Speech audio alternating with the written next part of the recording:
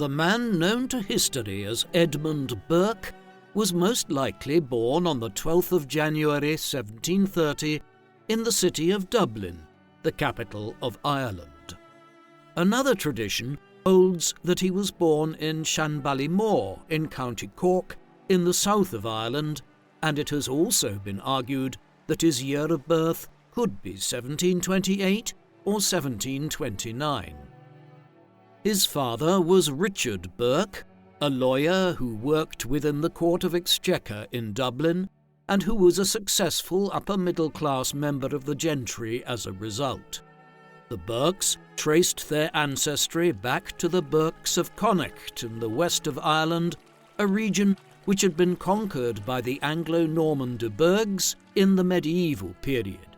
Hence, Burke hailed from a family that had been prominent in Ireland for half a millennium.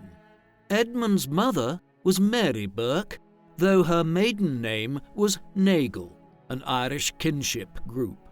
She originally hailed from Cork in the south of the island and was a Roman Catholic, in contrast to Richard Burke, who was a Protestant.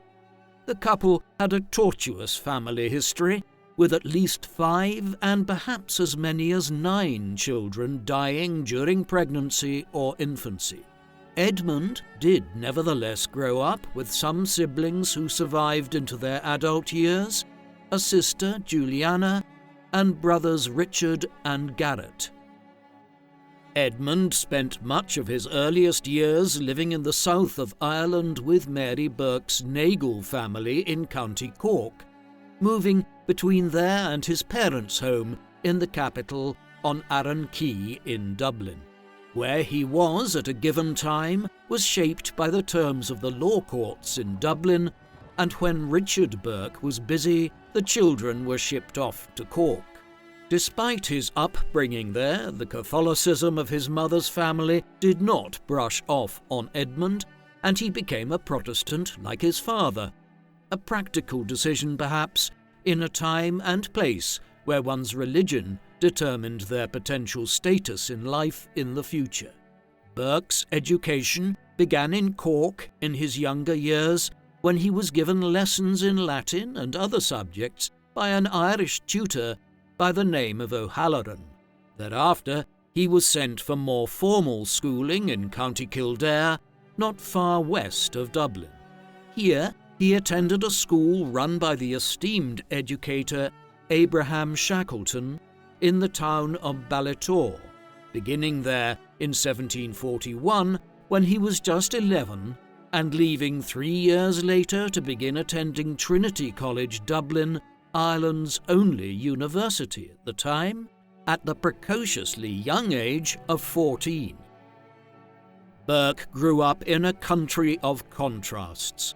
By the 18th century, the military resistance to British colonisation by the Irish Catholic lords who had dominated much of the country for centuries had been broken through successive wars in the 16th and 17th centuries. Each conflict had ended with land confiscations and plantations which transferred the vast majority of Irish land into the hands of a small clique of Protestant newcomers. These made up only 10% to 15% or so of the population, but they now became the dominant political, social and economic class, ruling over an economically marginalised class of Irish smallholders. Burke came from the middle of this world. His family were resoundingly middle class, and the Burke surname indicated he came from an Anglo-Irish family which was ultimately of medieval English origin, but which had Gaelicised very substantially in centuries gone by. As a result, many members of his extended family were Catholic, while others were Protestants. This dual Anglo-Irish identity would shape his writings and political views over time as he became an individual who, above all else, was capable of seeing both sides of political arguments. Moreover, although his career was largely to be played out in England, he would intermittently become involved in Irish political issues over the years. Burke's arrival to Trinity College, Dublin in 1744 clearly gives the lie to claims his accusers would level at him in later years that he was a Roman Catholic, something which cannot have been the case as Trinity did not allow Catholics to study there in the 18th century. He spent 4 years at the university, becoming a college scholar in 1746 and earning his degree in 1748. He was a decent, though far from exemplary student at Trinity. Like many a great writer and thinker, he was not well suited to a structured form of learning, but instead excelled at extracurricular activities, becoming well known for his participation in the college's debating societies and for his writing on history and politics. In his final year, he wrote for a newspaper, The Reformer, while he also developed an interest in poetry and literature. In short, one gets the sense of a figure who had a wide range of interests and whose mind was searching for which of these he might best excel at: philosophy, history, politics, and literature, all being possible avenues of exploration. His mind was still not made up when he left Trinity, and after a year or so of writing for various publications in Dublin, he accepted the advice and pressure of his father that he should follow him into the law courts as a profession. Thus, in 1750, Burke sailed from Ireland and headed to London to begin studying at the Middle Temple there, one of the ancient Inns of Court, the lawyer-finishing schools in the English capital. In England, Burke's ill-suited disposition for a legal career soon became apparent. His father supported him financially while he attended the Middle Temple, but unfortunately Edmund did little attending. Much of his time was spent away from London, though he was not a layabout. While he might not have been inclined towards finishing his legal training, he was working on various projects through the early and mid-1750s. One of these was a work of history entitled An Account of the European Settlements in America, a text which explored the history of settlement in the New World by the Spanish, English, French, and others. The context in which it was written was the outbreak of war between the French and English in North America from 1754 onwards, a clash which would end nearly a decade later with the ceding of what is now Eastern Canada to the British. Burke co-authored this work with his London-based cousin, William, or Will, Burke, a figure with whom he developed a lifelong friendship at this time.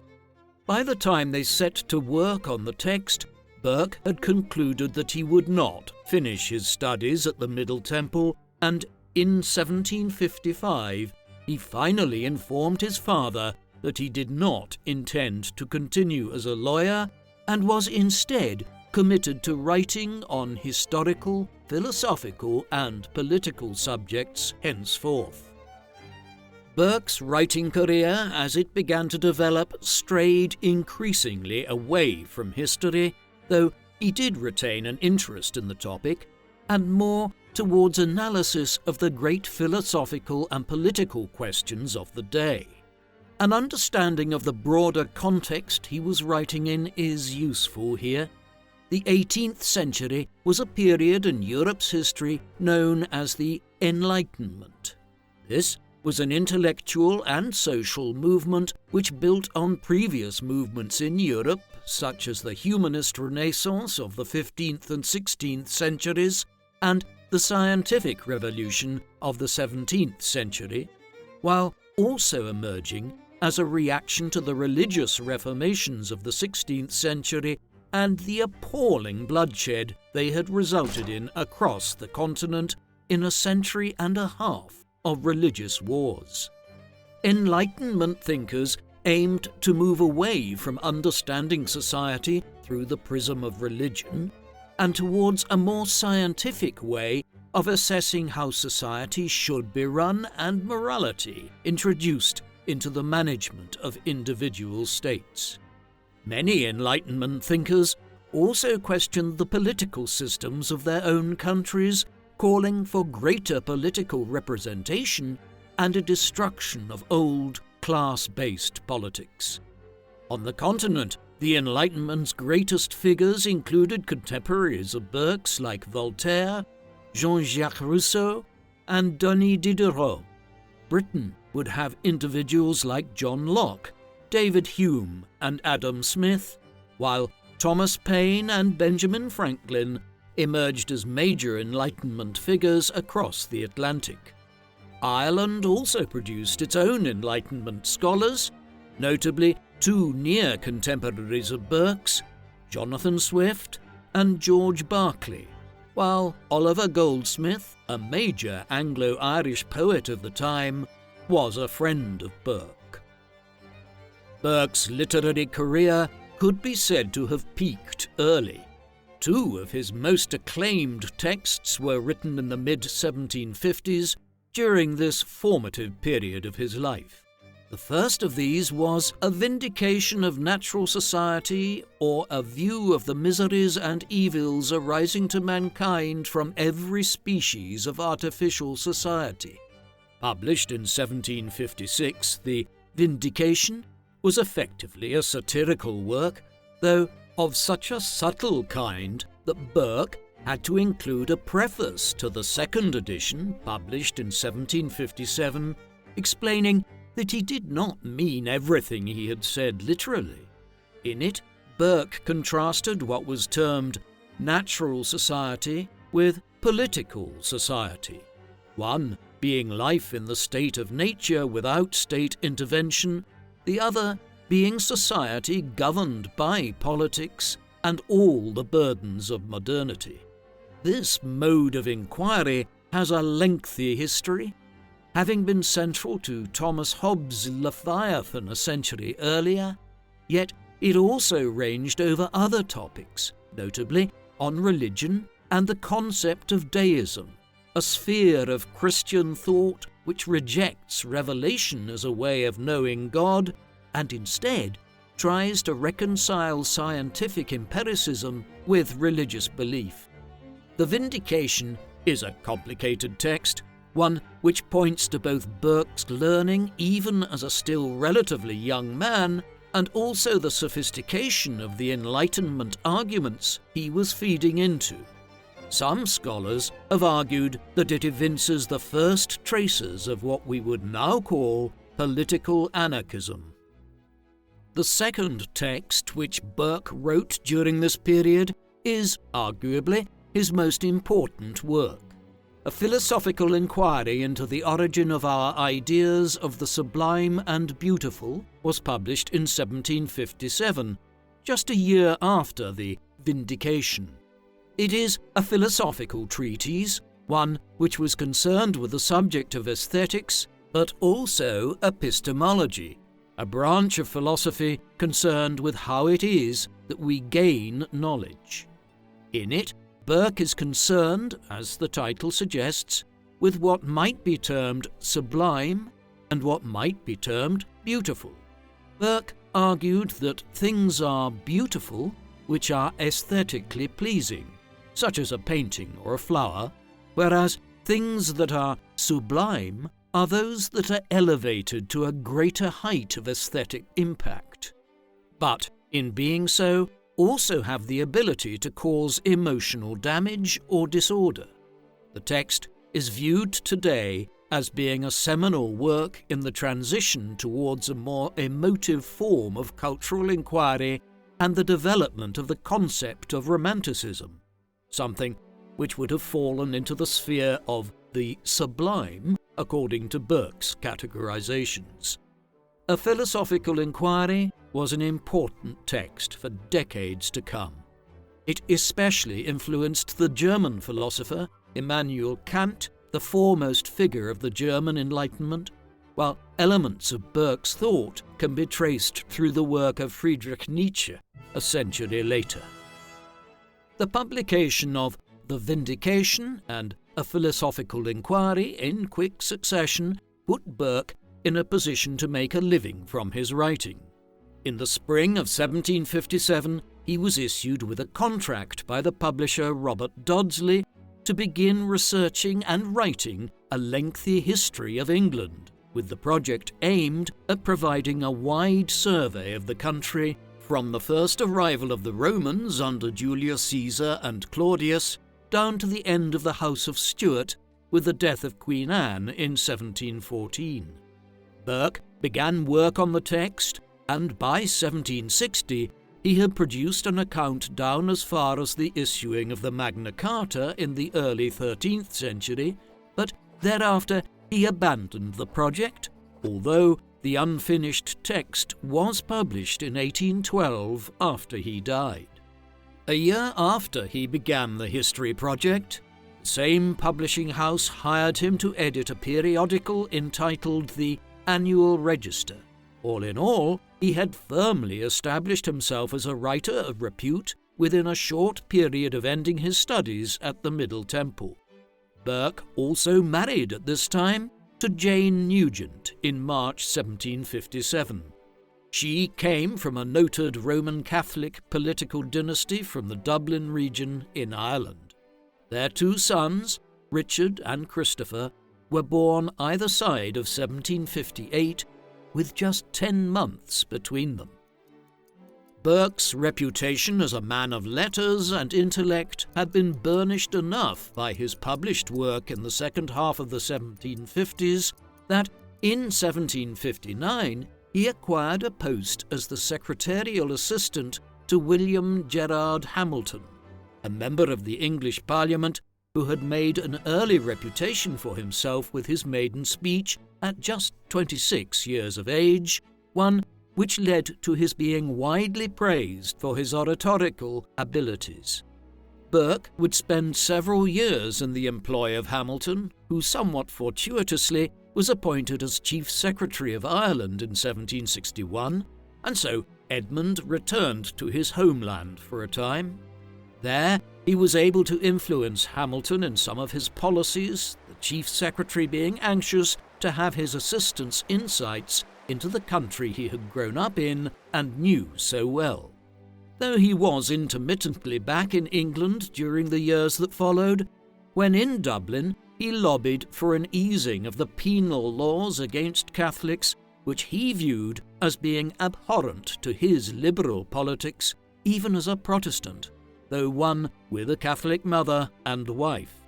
He met with no success in this, though, as Ireland, particularly the south of the country and the province of Munster, was undergoing a period of intense agrarian violence as a Catholic organisation known as the White Boys attacked the farms and estates of wealthy Protestant landholders, leading to a renewed surge in anti-Catholic sentiment amongst the Protestant elite. When Hamilton was dismissed from his position as Chief Secretary in 1764, Burke left Ireland and returned to England. A split between the two men followed in 1765 after a heated argument, and Burke once again found himself at a loose end. Burke's time as assistant to Hamilton was, in some senses, an apprenticeship for a more senior political career. Having left his service, he was quickly hired by a more senior political figure. This was Charles Watson Wentworth, 2nd Marquess of Rockingham.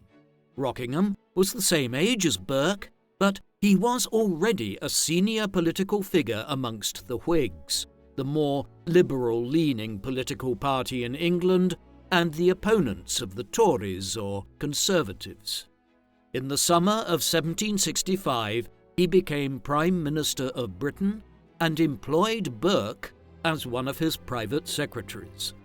Through Rockingham's patronage, Burke was soon seconded into Parliament when a seat was found for him representing the constituency of Wendover.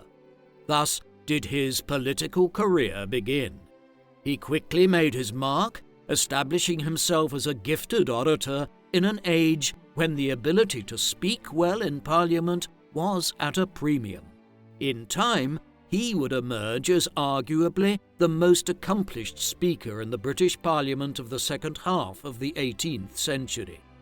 Over the next 17 years, he would also become part of a tight-knit group of Whig MPs who were closely allied with Rockingham and his policy platform, such that they became known as the Rockingham Whigs. One of Burke's principal concerns in his first years in Parliament was with Irish policy. The country there continued to experience heightening levels of agrarian violence, with new pockets of turmoil arising in the southern parts of the province of Ulster in the north of Ireland, particularly around County Armagh. There were also issues concerning trade duties and customs on the wool and soap trades, as well as the size of the army establishment. Burke established himself as a firm opponent of the policies of Viscount Townshend, Viceroy of Ireland between 1767 and 1772. His ties to his homeland were also maintained through inheritance. In 1766, following the death of his brother Garret, Edmund inherited a large estate in County Cork and headed there to sort out his personal and financial affairs. The trip was also the occasion of the city of Galway granting him the freedom of the city, an honour which pointed towards his growing status as an Anglo-Irishman. Burke retained his seat representing Wendover in the 1768 elections and continued to spend the next few years working on a wide variety of issues as a Rockingham Whig. He brought his pen to bear on these, composing 2 treatises in 1769 and 1770 entitled Observations on a Late State of the Nation and Thoughts on the Cause of the Present Discontents. These concerned numerous policy issues of the day, but one of the foremost was the matter of royal interference in the workings of Parliament. Britain had developed in the course of the 17th century from a country where the Crown ruled with periodic consultation of Parliament to become a constitutional monarchy in which Parliament governed the state and the Crown was the more junior partner. Over time, the king or queen of the day was playing an even smaller role in the 18th century. However, George III, who had become the monarch in 1760, seemed committed to playing a role in affairs which some believed was overly intrusive in Parliament's independence. In the Thoughts, Burke presented the Whig or Liberal case that the Crown needed to stop its excessive role in government. He met with no such result, though. From 1770 onwards, Lord North was the Prime Minister of Britain, and he was closely connected with George III and the Crown.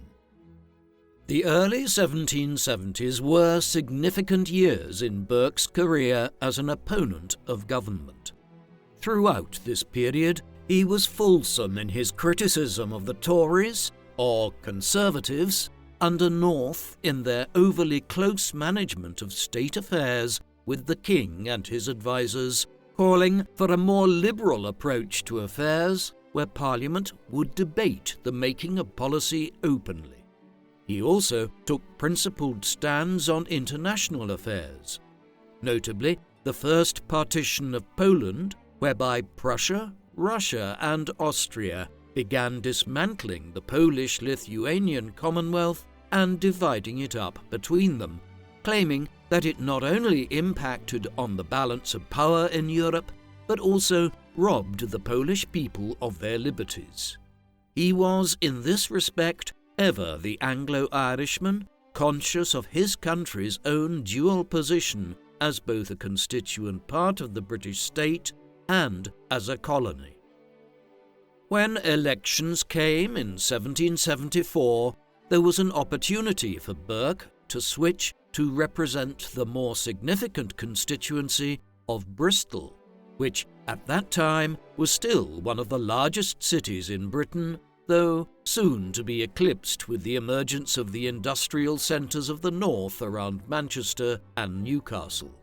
Having successfully won the election, he delivered a famous speech to the electors of the city in which he declared, "Parliament is not a congress of ambassadors from different and hostile interests, which interests each must maintain as an agent and advocate against other agents and advocates, but Parliament is a deliberative assembly of one nation with one interest, that of the whole, where not local purposes, not local prejudices ought to guide, but the general good, resulting from the general reason of the whole. You choose a member indeed, but when you have chosen him, he is not a member of Bristol, but he is a member of Parliament." It was a significant statement of his intention to act in the national rather than the local interest, and he held to his word, most notably clashing with his own constituents when he promoted the principle of free trade between Britain and Ireland, a concept which the merchants of Bristol believed would hurt their commercial interests. Nevertheless, Burke would continue to represent Bristol throughout the 1770s. While Burke was already a well-established politician in England by the dawn of the 1770s, his role in British political life would really come to the fore in the nation's parliamentary politics during this decade as a result of events across the Atlantic. Britain had begun colonizing the eastern seaboard of North America at the beginning of the 17th century. 100 years later, it had a continuous set of 13 colonies running from New Hampshire in the north, south to Georgia. These colonies provided an increasingly rich vein of revenue for the British government, as cash crops in the shape of cotton, tobacco, and other items flowed in from the southern colonies, and trade flourished out of ports like Boston, New York, and Philadelphia. To capture this growing wealth, the Crown government in England began imposing new taxes. These, in turn, provoked opposition in the colonies, as they did not have political representation at Westminster.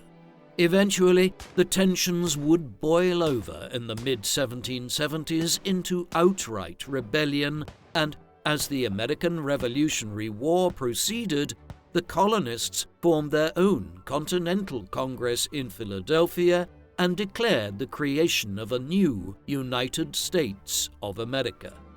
The Crown was determined to try to reimpose British control over the colonies, but many parliamentarians in England believed that the war was either being mishandled or significantly sympathized with the grievances of the colonials. Burke would be chief amongst them and one of the strongest opponents of the government in Parliament in England during the American Revolutionary War. Already by the time he was elected as MP for Bristol, Burke had expressed his opposition to excessive taxation of the colonies in a speech which was subsequently published in January 1775 as "On American Taxation." In this, he had argued against North's government's excessive taxes and predicted the outbreak of war if the government persisted in its approach. In March 1775, when a negotiated peace in which the colonies would remain under British rule was still a possibility, he gave a speech before the House of Commons in which he urged reconciliation, laying out 6 distinct measures which needed to be undertaken to bring both sides back from the precipice. Firstly, the colonial community needed to be given political representation. Otherwise, their claim that taxation without representation was unjust could never be assuaged. The Crown and North's government needed to acknowledge their wrongdoing. An efficient means of nominating delegates from the colonies had to be put in place, and aid needed to be given to the colonies in certain circumstances. Finally, a General Assembly should be created in North America, one which would have oversight of taxation, while taxes themselves should never be onerous on the colonial community. It was, in brief, a call to treat the colonials as subjects of the Crown with the same rights as Englishmen, rather than as a community that could be viewed solely as a source of revenue. Unfortunately, none of Burke's ideas were listened to. Instead, when the Continental Congress sent a final olive branch petition to London to try to get the king to listen to their grievances in the summer of 1775, it was ignored. The Declaration of Independence would be adopted in Philadelphia a year later.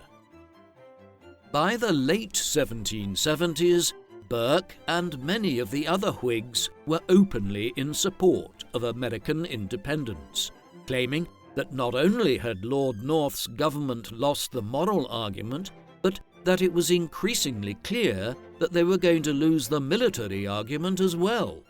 Against all odds, the colonials had created a substantial, professional army headed by George Washington, and subsequently acquired alliances with France and Spain, which allowed it to gain the upper hand on the British forces in North America.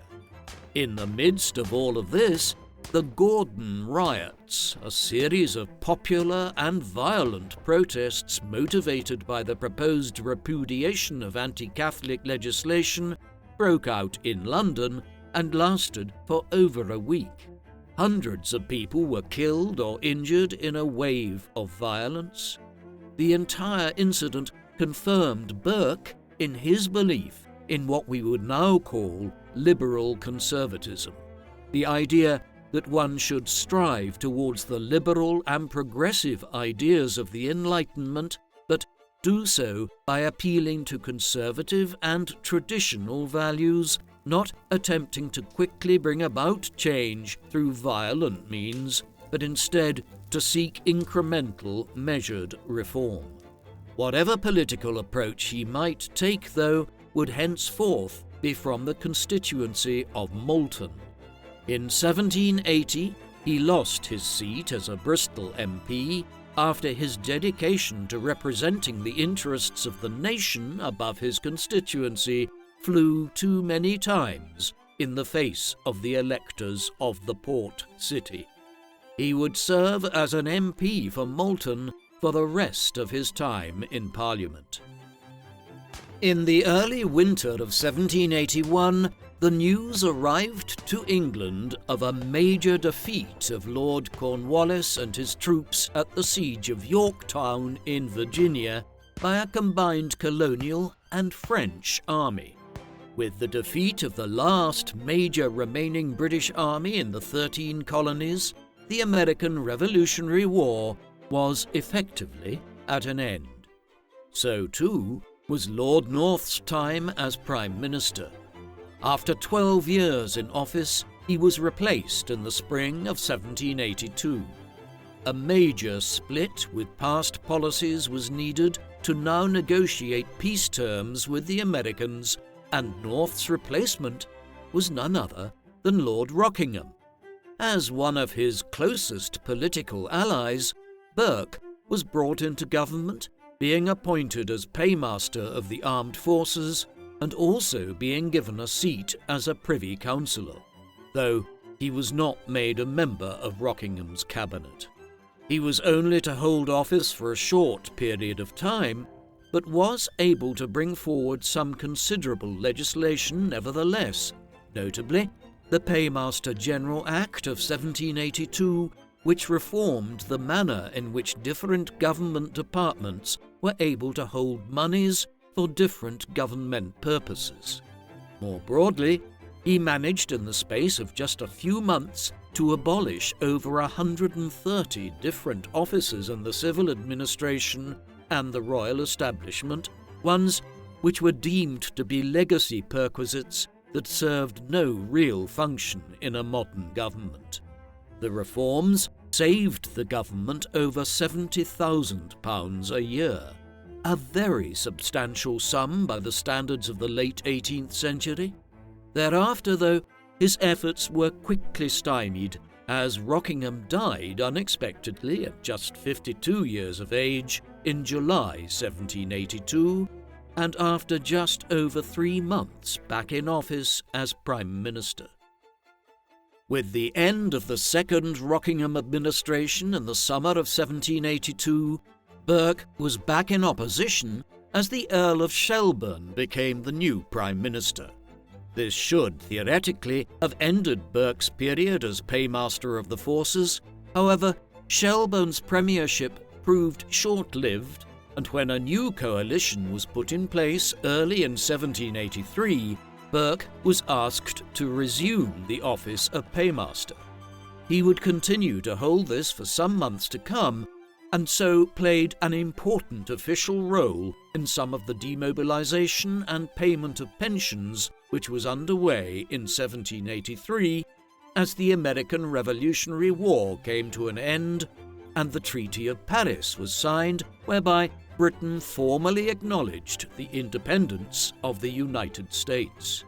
When he left the office of Paymaster in December 1783, it was the last time he would ever hold a significant political office, though he would continue to serve in Parliament. Other honours did follow, though, in the 1780s. He became a rector of the University of Glasgow for several years in the middle of this decade, while on a visit to Ireland in 1786, he was affirmed as one of the founding members of the Royal Irish Academy, which was established by Royal Charter that year. It was also the last time that he would ever visit Ireland. The 1780s were notable for Burke's emergence as an opponent of the slave trade. The slave trade had become enormously profitable in the 18th century for Britain, but vocal opposition movements to it had existed at all stages throughout its existence. In particular, the Quakers had maintained a position of strong opposition to the trade in enslaved humans.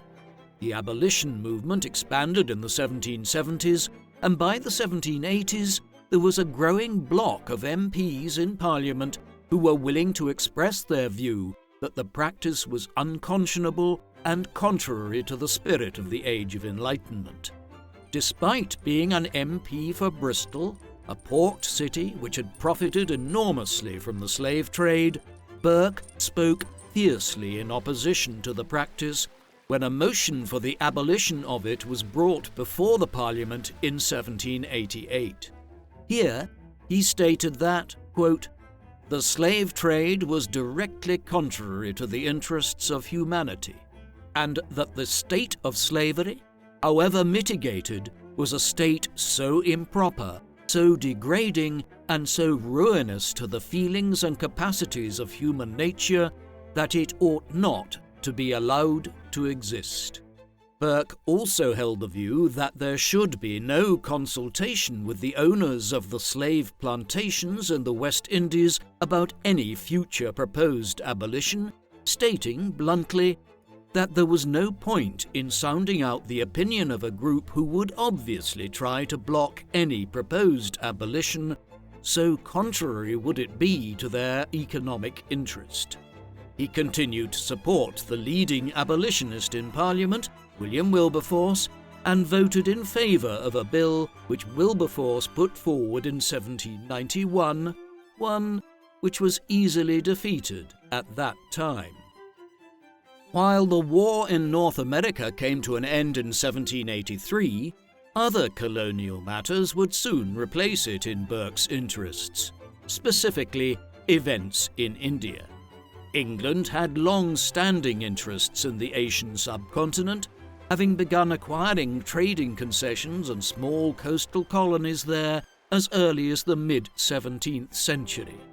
These were eclipsed, though, by developments since the mid-1750s. In a series of wars, officials such as Sir Robert Clive, an agent of the English East India Company, had won spectacular successes over the native sultans and other rulers in the northeast of the subcontinent around Bengal.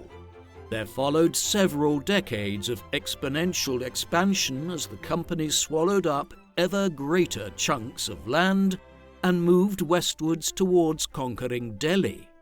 In the process, the English East India Company became the most successful corporation in human history, a company which governed a massive region and administered the lives of tens of millions of people on behalf of its shareholders in London.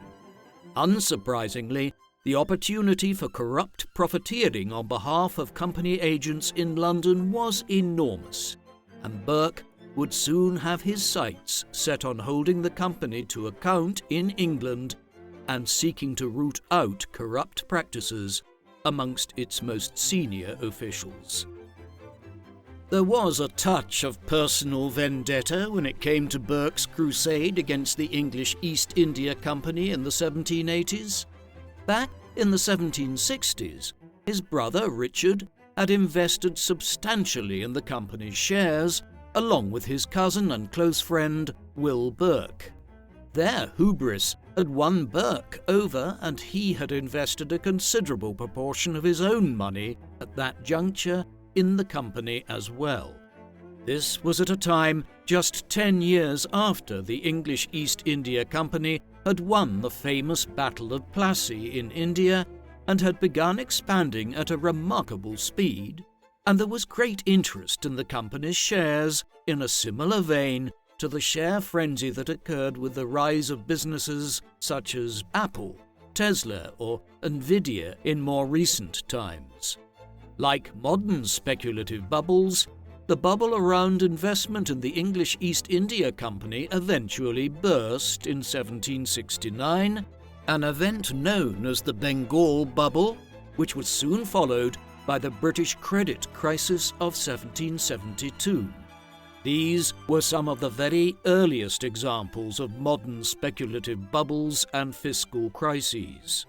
Burke and his other family members lost a substantial amount of money.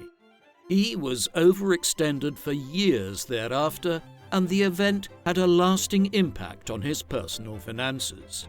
He was never not in debt in his adult life.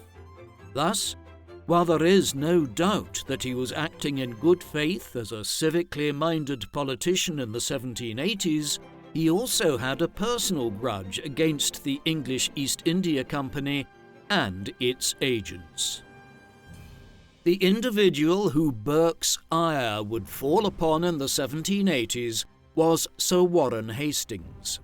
Hastings had been appointed as the Governor-General of Bengal in 1772 and would serve in the position down to 1785. He and Robert Clive were by far the two most important individuals in the company's conquest of much of India. There is no doubt that he was somewhat corrupt, but in early modern times, corruption was entirely normal in political office.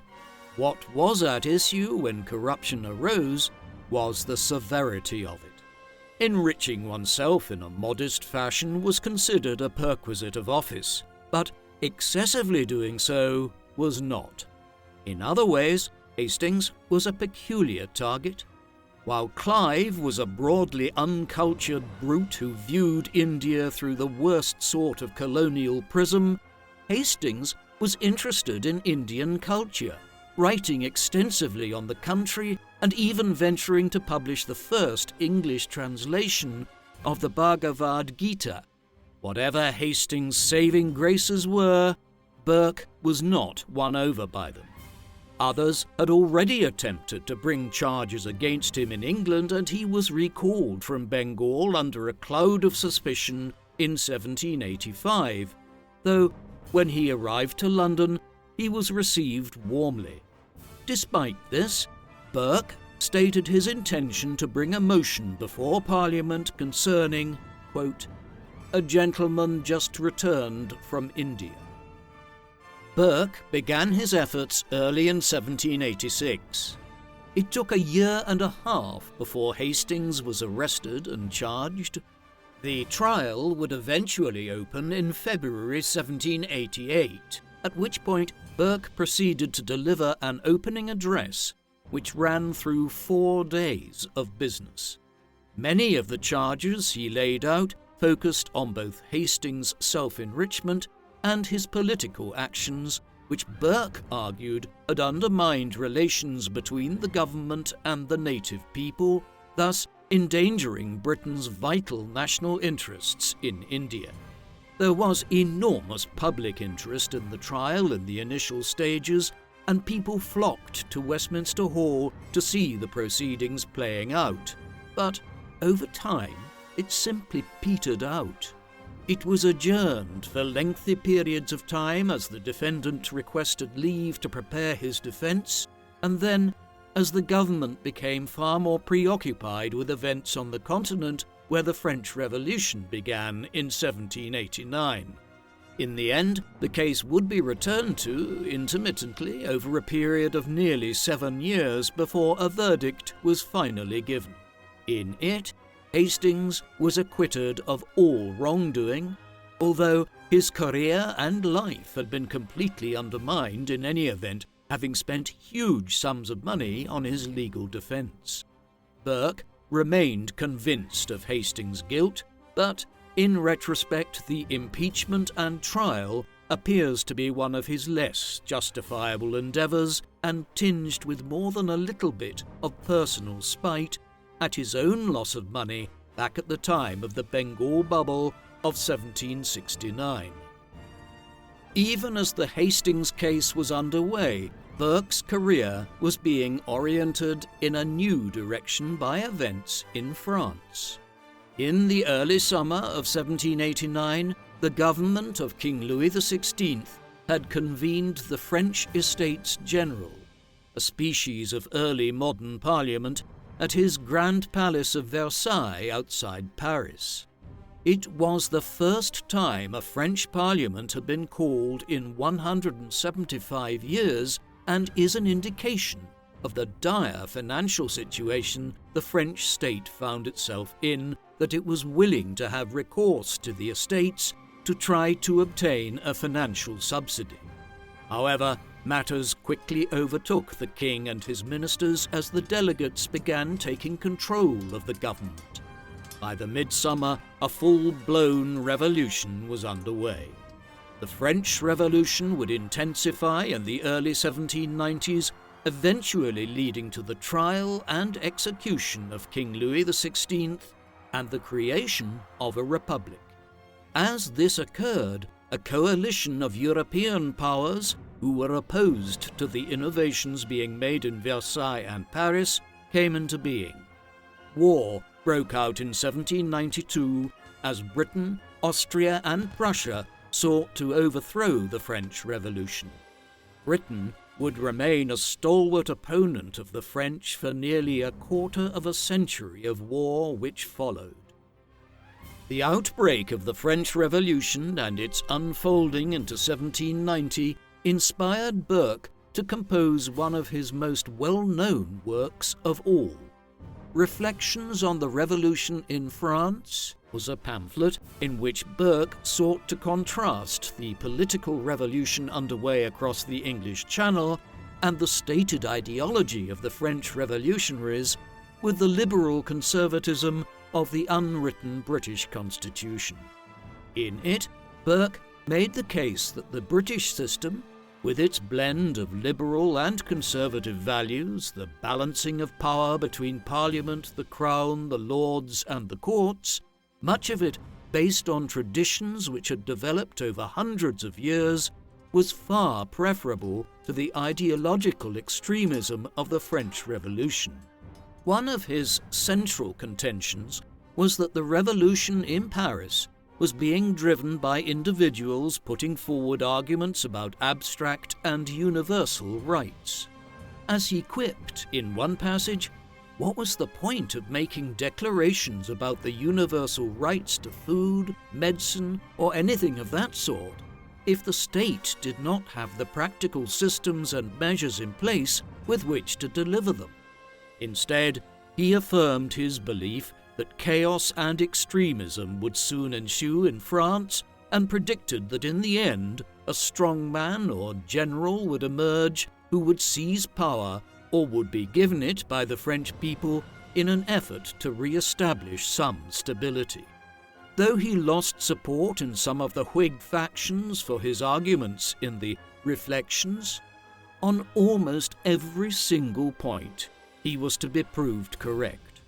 The revolution descended into violent bloodshed and disorder in 1793, and eventually, in 1799, Napoleon Bonaparte would emerge as a military dictator of the French Republic.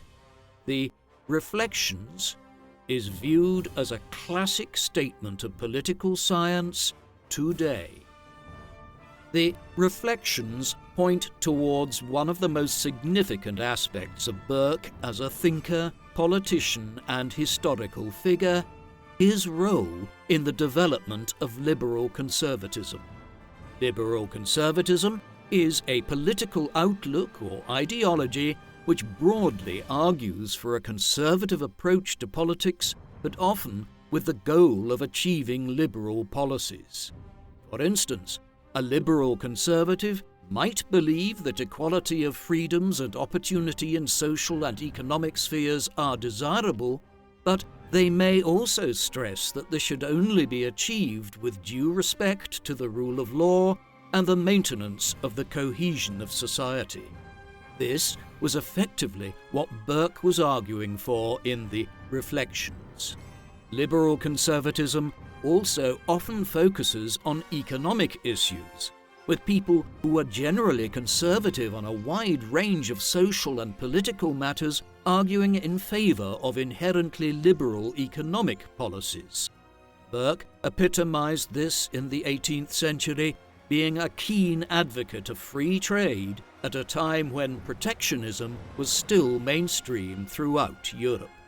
Burke was one of the foundational figures in the emergence of liberal conservatism in the age of the Enlightenment, others being Benjamin Franklin, Thomas Jefferson, the British Enlightenment historian Edward Gibbon, and slightly later utilitarian writers such as Jeremy Bentham and John Stuart Mill. Yet, while these figures were all important, Burke stands virtually alone with the French political scientist Alexis de Tocqueville in terms of the clarity and eloquence with which he outlined the idea of liberal conservatism. As a political ideology, its influence has been immense, and it is central to the ideological outlook of centre-right political parties all over the world today. This is where much of Burke's significance as a historical figure lies. In the immediate aftermath of the publication of the Reflections, Burke's position as a prominent member of the Whig Party came under scrutiny. What he had written conflicted sharply with the views of the majority of the Whigs, many of whom had come to view the American Revolution as entirely justified, as indeed Burke had, and who now perceived the events in France in the same vein, which Burke decidedly did not.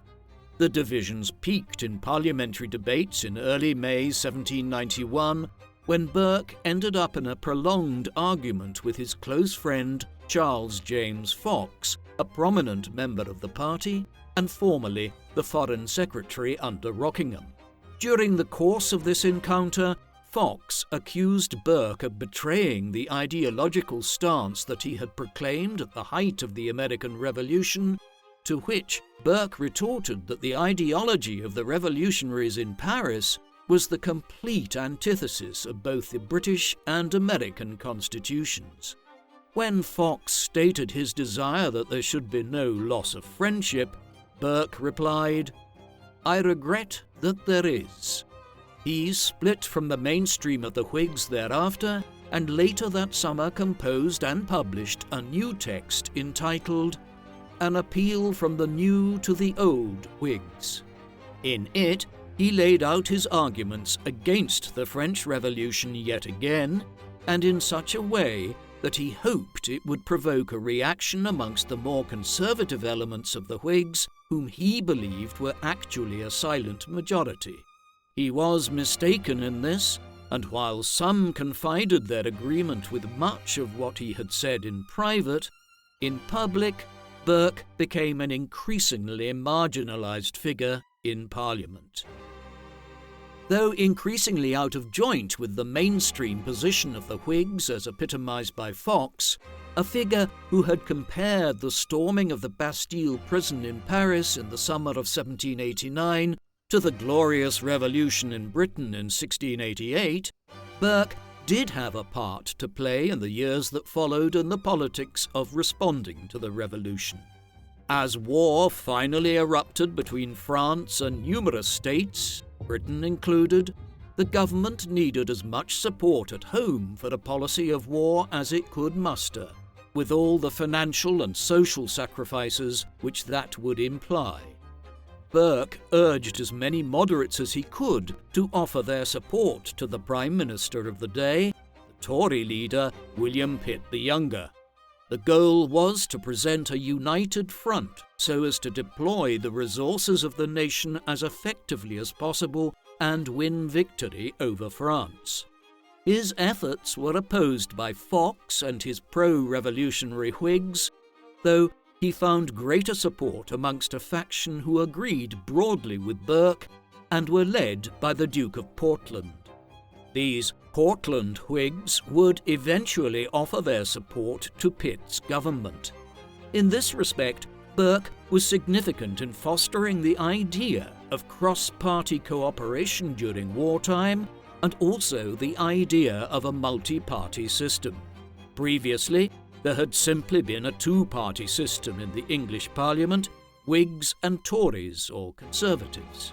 Here, in the 1790s, with the split within the Whigs between those opposed to the revolution in France and those broadly supportive of its goals, there was a move towards a more nuanced political landscape.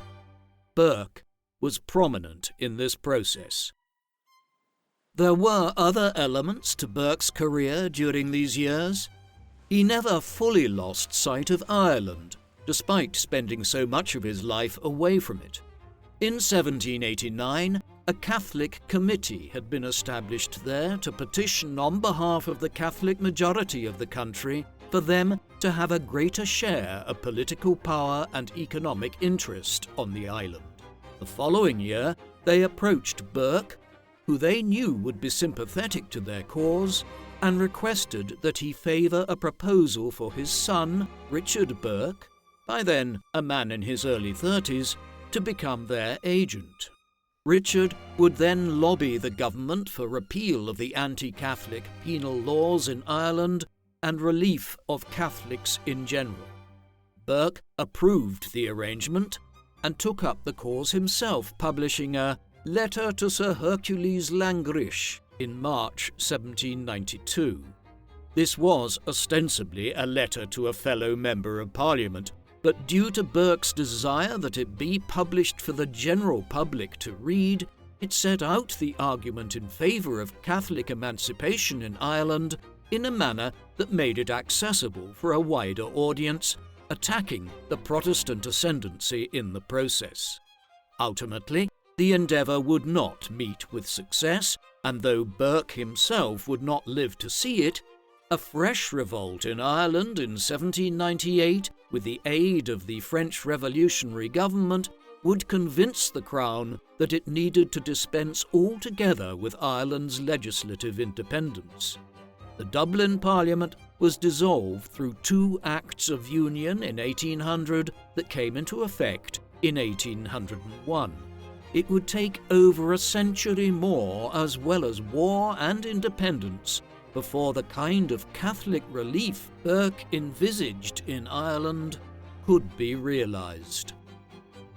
While his efforts in Ireland met with perennial failure, in Britain in the mid-1790s, Burke's hope for a coalition between the anti-French Portland Whigs and Pitt's administration finally came to fruition.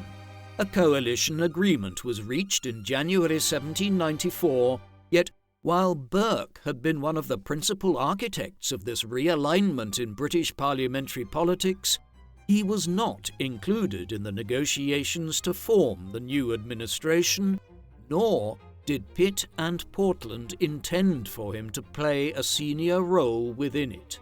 Much of this was owing to his age. Burke was in his mid-60s by then, an aging figure by the standards of the time, and suffering from an ailment for several years, which was almost certainly advanced stomach cancer. He intended to retire before long and wished only for a pension to relieve the debts that he had struggled with his entire adult life, and perhaps a peerage in recognition of his long service. He received the pension, but King George III, conscious of Burke's long history of opposition to crown overreach, refused him a noble title. It was enough for Burke, and he resigned his seat for Malton in June 1794. Burke's retirement could not have been more unhappy. His son, Richard, had taken up his seat in Parliament for Malton, yet within 2 weeks of entering Parliament, Richard Burke died. Maybe it was in search of a distraction from his grief, or owing to his restless nature, but Burke was back at work in an unofficial capacity before long. William Wentworth Fitzwilliam, the 4th Earl Fitzwilliam, had been appointed as Irish Viceroy in 1794. As a nephew of the deceased Rockinghams, he was an individual that Burke had the ear of, and Fitzwilliam was happy to take advice from him on his policy towards Ireland. More important still was the composition and publication of Letters on a Regicide Peace, a treatise in which Burke argued that England needed to be prepared for a long war with France in which its superior economic strength would win out over the greater manpower and larger natural resources of France itself. Hence, it was still in pondering over and writing on the great political issues of the day that he spent his quote-unquote retirement. Burke died at home from the stomach cancer he had long suffered from at his country retreat at Beaconsfield on the 9th of July 1797, at 68 years of age. Burke's influence continued to be felt in the growing development of the parliamentary party system in the 19th century and the concept of liberal conservatism. In the decades that followed, the party system continued to emerge in a more modern form. By the 1840s, for instance, there were 4 parties contesting most elections: the Conservatives, the Whigs, the Irish Repeal Party, which was seeking the re-establishment of a separate Irish Parliament, and the Chartist Party, the latter of which was the first embryonic form of a socialist party in Britain, one which was appalled by the urban squalor and poverty which had ensued from industrialization and wanted reform of workers' rights. This drift would continue over the rest of the 19th century, with new parties coming and going. Often, these could switch sides and form new alliances with each other based on differing viewpoints on different topics, while independent groupings within the major parties might emerge to offer support to others where they felt strongly on individual issues. In short, a more open political system, based on the parties but also on political conscience, was in evidence. Burke had done more than most to ensure the emergence of such a system, with his perennial desire to walk his own line and take strong stances on the most important matters of the day. Edmund Burke can be considered a somewhat underappreciated figure today in light of his enormous importance in British parliamentary history. Many people with just a passing knowledge of the history of 18th century Europe are familiar with writers like Voltaire, and Jean-Jacques Rousseau, while Jonathan Swift, Edmund Burke's fellow Anglo-Irishman, is ubiquitous owing to his work Gulliver's Travels, as is Adam Smith for his Wealth of Nations. Burke, by way of contrast, is a more forgotten figure of the Enlightenment. This is a somewhat puzzling development, for he was unquestionably one of the great political writers, debaters, and orators of his time. Moreover, he made important contributions to the fields of philosophy, cultural criticism, political science, and historical writing between the 1750s and the 1790s. His reflections on the French Revolution are, for instance, a classic text on British perceptions of what was occurring in France from 1789 onwards. Yet, perhaps his greatest accomplishment was in proving himself a public man of letters. All too often, great thinkers remain embedded in universities or their own studies, pumping out books and ideas, but rarely take the risk of entering public life. Burke did both, and in doing so, he became one of the most significant political figures of what was a formative period in British and European history, and the father of liberal conservatism. What do you think of Edmund Burke? Was he one of the most underappreciated politicians and philosophers of the pre-modern era? Please, let us know in the comment section. And in the meantime, thank you very much for watching.